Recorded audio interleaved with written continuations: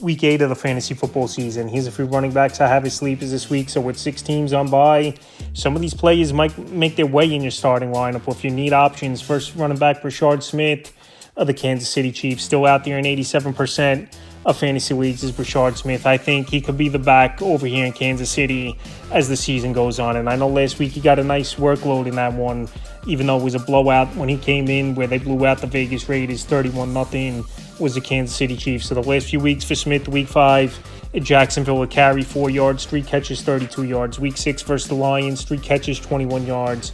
And week 7 versus the Raiders, like I said, an extended look he got in a blowout victory in the second half. 14 carries, 39 yards, 5 catches, 42 yards. So he's the best receiving back easily in this backfield. Between him, Pacheco, and Kareem Hunt was a receiver in college, which was Brashard Smith. And they want to use him, I think, in that Jerick McKinnon role we saw the last couple seasons. So Smith right now, like I said, 87% of fantasy leagues, he's still out there. I thought he ran the football pretty well. I know it was garbage time, and they wanted to chew the clock as Kansas City. But at this point, I think he has more upside than a Pacheco and Hunt.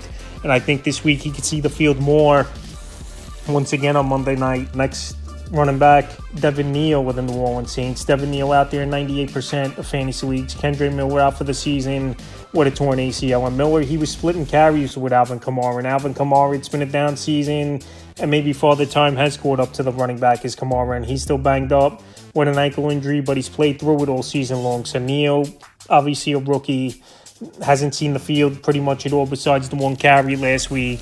And I don't think they want to give Kamara a full workload. So Neal, he could step into some action in this game. Like I said, out there in 98% of fantasy leagues. And if you're in deeper leagues and need a sleeper in a pinch, this Buck team does give up the 7th most fantasy points to running backs on the season. So like I said, Neal is a very deep sleeper, but with 6 teams on bye, some of these players might find their way in the lineup. And the final sleeper, Justice Hill of the Baltimore Ravens. He's out there in 87% of fantasy leagues as well as Justice Hill. We've seen a couple pop games from him. Obviously, he's the passing downs back where Derrick Henry, pretty much he don't catch the football at all for this Baltimore Raven team. So the last few games for Hill, week 4, Kansas City in a blowout loss, he had some garbage time in that one. 3 carries, 76 yards, a touchdown, 5 catches, 41 yards, a touchdown, a monster game it was. Week 5 versus the Texans, a catch 9 yards, a carry 3 yards. And then week 6 versus the Rams, 6 carries, 16 yards, 5 catches, 28 yards on 6 targets. So it looks like Lamar Jackson is going to return this week. This is a good matchup versus the Bears that give up the 8th most fantasy points to running backs on the season. And Justice Hill, some weeks he's going to go out there and get more production than other weeks. And like I said, this could be possibly a high-scoring game between these 2 teams. And obviously, he's at third down and receiving backs. That's a few running backs I have as sleepers for week 8 of the fantasy football season.